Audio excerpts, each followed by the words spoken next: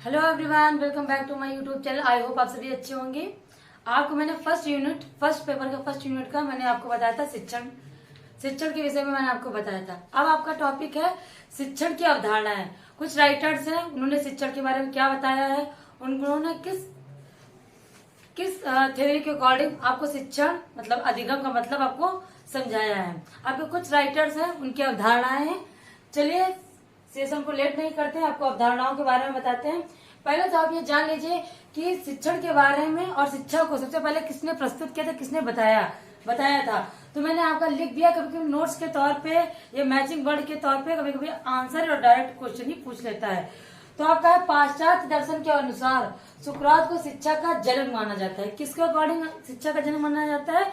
तो पाश्चात्य दर्शन के अकॉर्डिंग सुकरात को शिक्षा का जनक माना जाता है। ओके, मैं उन टॉपिक्स को ले रही हूँ जिससे अभी तक क्वेश्चन पूछे गए हैं। ऐसा नहीं, यूनिट तो आपके 10 है, लेकिन 10 यूनिट्स में कुछ टॉपिक्स और कुछ चैप्टर ऐसे हैं जिनसे ही ज्यादा क्वेश्चन पूछे गए। मैं ऐसा नहीं कर रही कि शिक्षण का अर्थ छोटे बच्चों की तरह क्लासेस में उसका महत्व तो उनकी उपयोगिता ऐसे नहीं पढ़ा रही हूँ।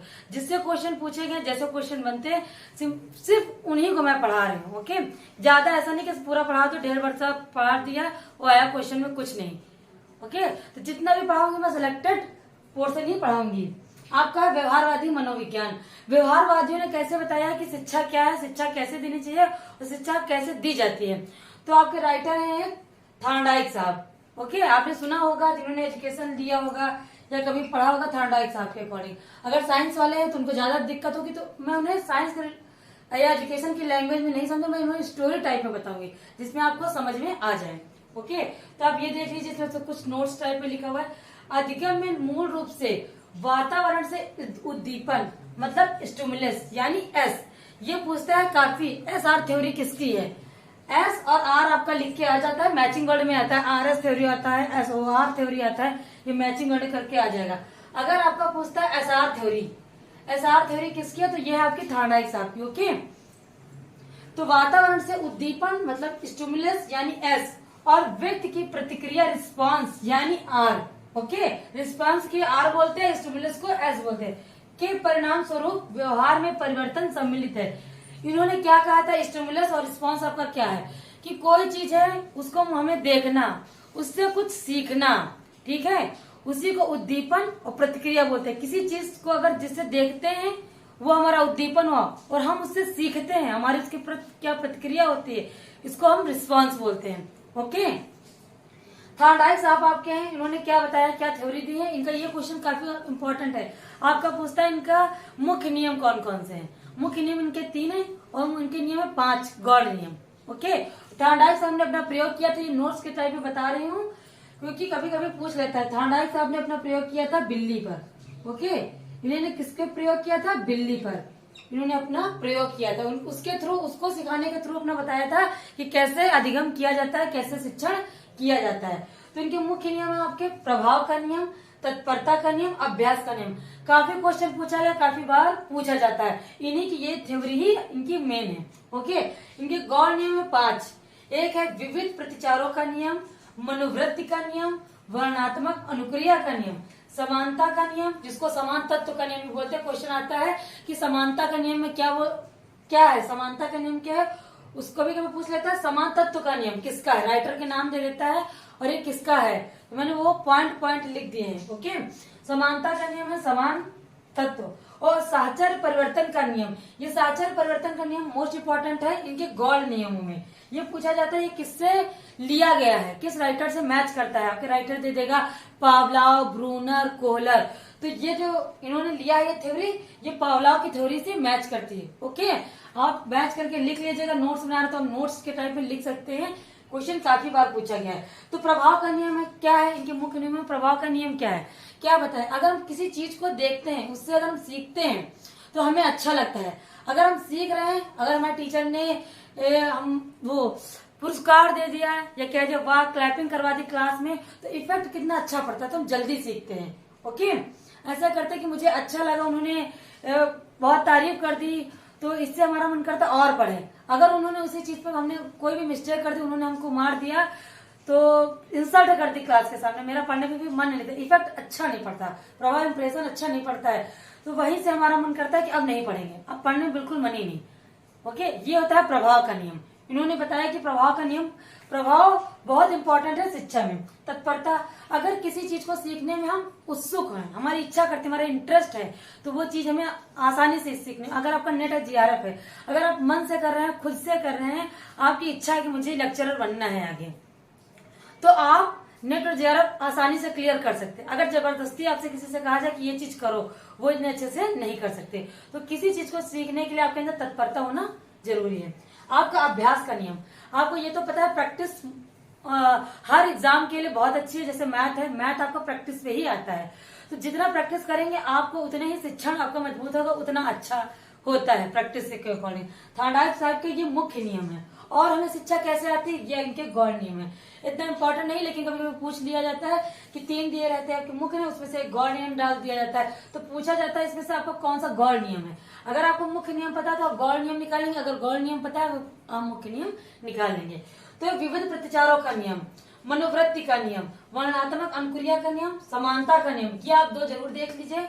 समानता और साचार्य, ये क्वेश्चन आपको बार बार पूछा था। समानता का नियम को ही समान तत्व का नियम कहते हैं। साचार परिवर्तन का नियम किससे लिया गया, तो पावलाव से रिलेटेड है। आइए देखते हैं कि थ्योरी, इसमें आप पढ़ाने को तो मैं आपको 1 घंटे 2 घंटे 3 लेक्चर इन्हीं पे लेक्चर दे सकती हूँ, लेकिन नेट जेआरएफ में इनका कितना रोल है बस मैंने उतना ही बताया है। ओके, अगर आपके मन में कोई भी डाउट्स हो तो आप मुझे कमेंट करके पूछ सकते हैं। नेक्स्ट आपका है पावलाव। आपका था एक थ्योरी, एक कंटेंट था जो थार्डाइक सबका इंपॉर्टेंट था। आपका उन्होंने दिया था थ्योरी, प्रयत्न एवं भूल का सिद्धांत। ये किसका है, प्रयत्न एवं भूल का सिद्धांत किसका है, तो ये है थार्डाइक साहब का। ओके, पूछता है क्वेश्चन, आपका एक तरफ दे देगा राइटर और एक तरफ दे देगा आपका दे देता है एक तरफ उनका सिद्धांत।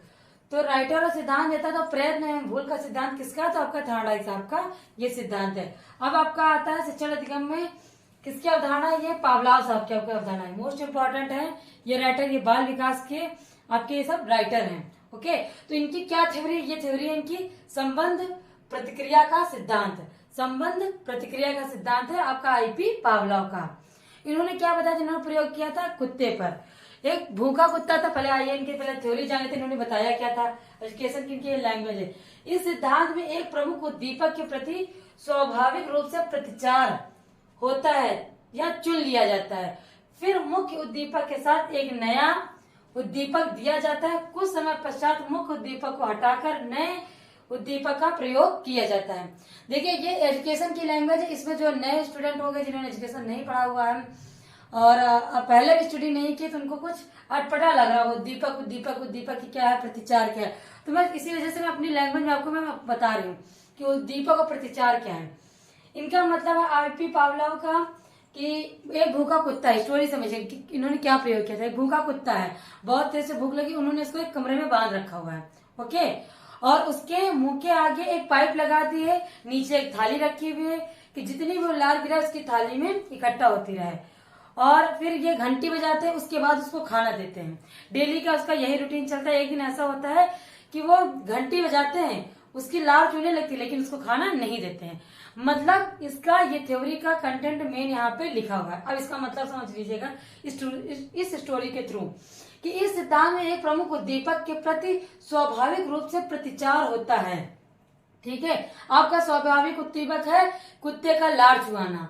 ठीक है, कुत्ता तो लार चुआएगा क्योंकि वो भूखा है और उसके सामने भोजन आ जाता है, उसका स्वाभाविक है लार चुआना। लेकिन आपका घंटी बजना अस्वाभाविक है। ओके, घंटी बजाने पर अगर वो लार चुआ रहा तो यह है अस्वाभाविक, क्योंकि एक टाइम ऐसा आता है कि उन्होंने खाने को हटा दिया, अब उसकी डेली प्रैक्टिस हो गई तो घंटी बजती है, वो लार चुआना स्टार्ट कर देता है। तो फिर मुख्य उद्दीपक के साथ एक नया उद्दीपक दिया जाता है।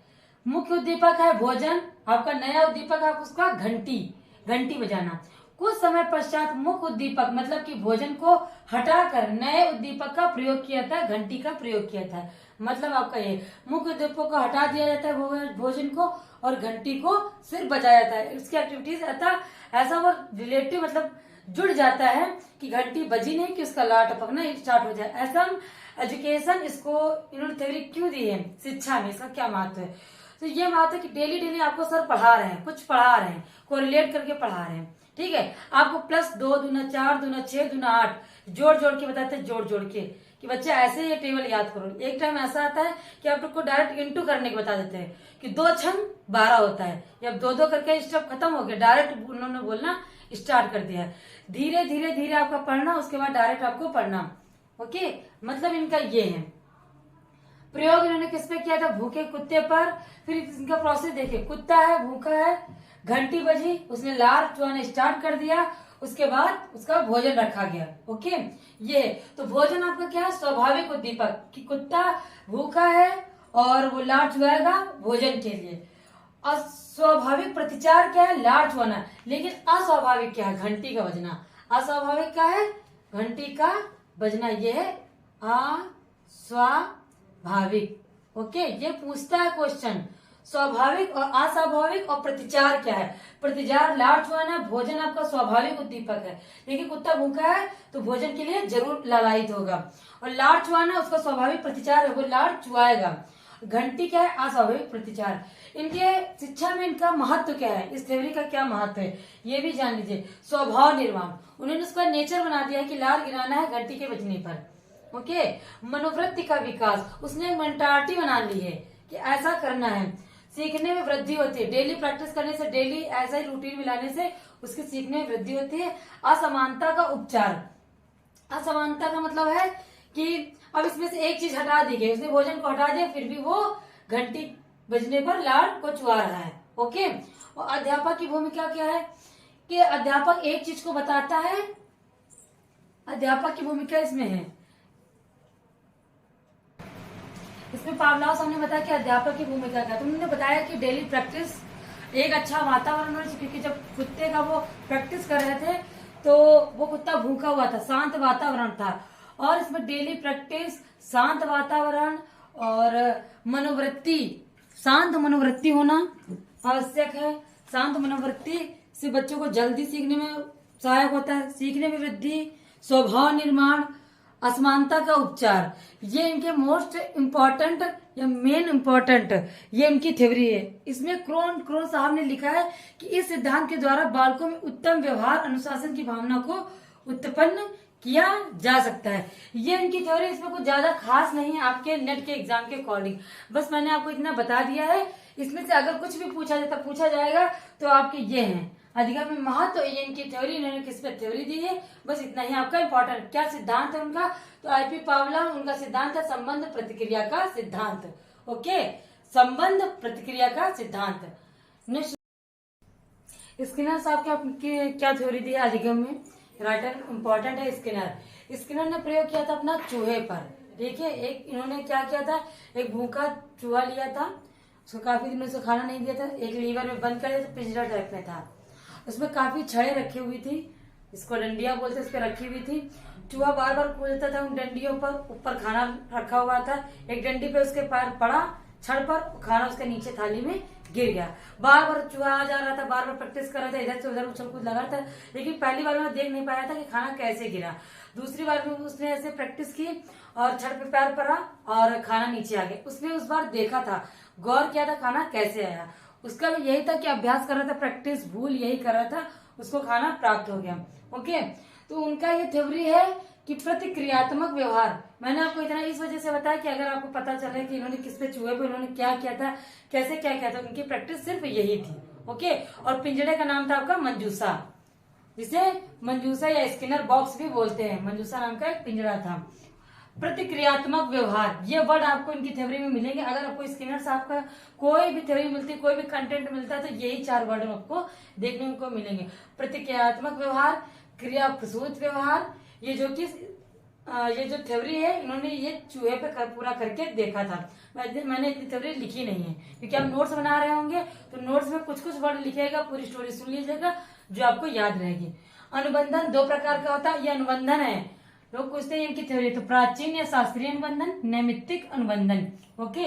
ये आपको वर्ड मिलते हैं।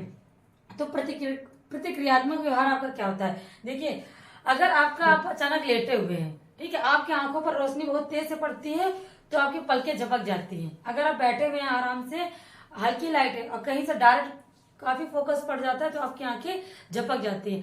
ना चाहते हुए अगर आप शांत बैठे हुए आपको किसी ने आलपिन चुबो दी तो आपका पूरा शरीर सिमट के रह जाता है। ठीक है, ये होता है आपका प्रतिक्रियात्मक व्यवहार, रिफ्लेक्शन जिसको बोलते हैं। क्रिया प्रसूत व्यवहार क्या है? आपके घर में टेलीफोन है, टेलीफोन बज रहा है, ओके, टेलीफोन बज रहा है, लेकिन ये आपकी क्रिया पे डिपेंड है। मन है तो आपका रिसीव करिए, मन है तो आपका रिसीव नहीं करिए। कोई आपको ये जबरदस्ती नहीं कर रहा है कि आपको ये करना ही करना है। जैसे आलपिन के चुभने पर पूरा शरीर सिकुड़ जाता है, लेकिन फोन आपका मन है तो रिसीव करिए, ओके। उसमें आपको कोई ये नहीं है कि अंदर से उसमें से आवाज आ रही जब तक रिसीव नहीं करें कि आपको रिसीव करना है, इमरजेंसी है या कुछ है। ये आपकी इच्छा पर डिपेंड है। इसको बोलते हैं क्रिया प्रसूत व्यवहार, जो कि आपके स्किनर साहब ने दी है। ये अनुबंधन आपका दिया है, प्राचीन शास्त्रीय अनुबंधन है, नैमित्तिक अनुबंधन। इसकी थ्योरी इतनी मोस्ट इंपोर्टेंट नहीं है, इसमें कोई इतना थ्योरी पार्ट नहीं है। ये आपको स्किनर साहब ने अधिगम में ऐसे ही समझाया कि इच्छा के अकॉर्डिंग समझना और बिना इच्छा के समझना, ओके। आपका राइटर है कोहलर, ओके। ये आपके मनोवैज्ञानिक है। इन्होंने अपना सिद्धांत दिया था अंतर्दृष्टि और सूझ का। इसको बोलते हैं गेस्टाल्टवादी, ओके। इनको गेस्टाल्टवादी बोलते हैं। कोफका हो गए, आपके कोहलर साहब हो गए, लिख देते हैं आपका। ये हो गया कोफका। क्वेश्चन आता है सम गेस्टाल्टवादी किन्हें बोलते हैं, ऐसे क्वेश्चन करके थे। फिलहाल आप परेशान मत होइए, जितना भी अगर इससे कुछ छूट जाता है इससे रिलेटेड कुछ तो मैं आपको क्वेश्चन में कवर करवा दूंगी, ओके। कोफका होगा, कोहलर हो गए, आपके वर्दीमर साहब हो गए, वर्दीमर आपके, ये सब आते हैं गेस्टाल्टवादियों के अंतर्गत। गेस्टाल्टवादियों ने क्या कहा है? सीखने का सूझ का सिद्धांत गेस्टाल्टवादियों की देन है। ये लोग समग्र में विश्वास करते हैं, अंश में नहीं, ओके। ये आपका है।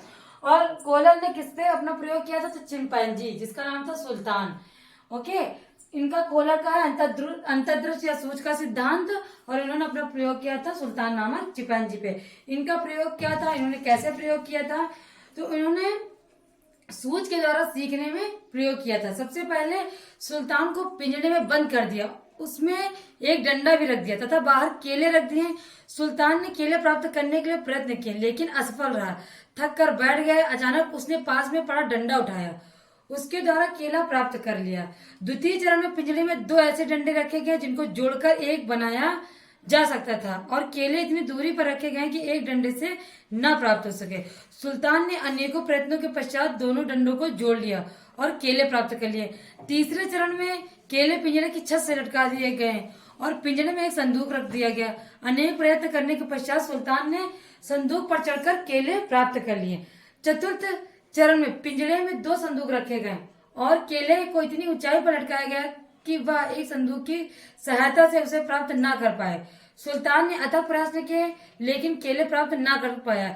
बाद में उसने एक संदूक को दूसरे के ऊपर चढ़कर रखा, एक संदूक को उसने दूसरे संदूक के ऊपर रखा और केले उसने प्राप्त कर लिए। उसने ये सूझ के द्वारा किया। उसको 4 स्टेप में उसको बताया गया था, ओके। लेकिन वो ऐसा नहीं कर पाया। उसने काफी प्रयत्न किया, कभी प्रयत्न और भूल किया, काफी उसने सूझ के द्वारा अपना केले उसने प्राप्त किया। तो यही चीज में बताता है कि सूझ के अकॉर्डिंग हम अपना सोच समझकर अपनी शिक्षा को प्राप्त कर सकते हैं। काफी प्रैक्टिस करेंगे, काफी भूलेंगे, कभी नहीं होगा, कभी हताश होंगे, लेकिन डेली प्रैक्टिस के हमको आ जाएगा, ठीक है। प्रैक्टिस मोस्ट इम्पोर्टेंट है, ये इनका कहना था। इसके द्वारा हम सीख सकते हैं। इनका ये कंप्लीट होता है आपका।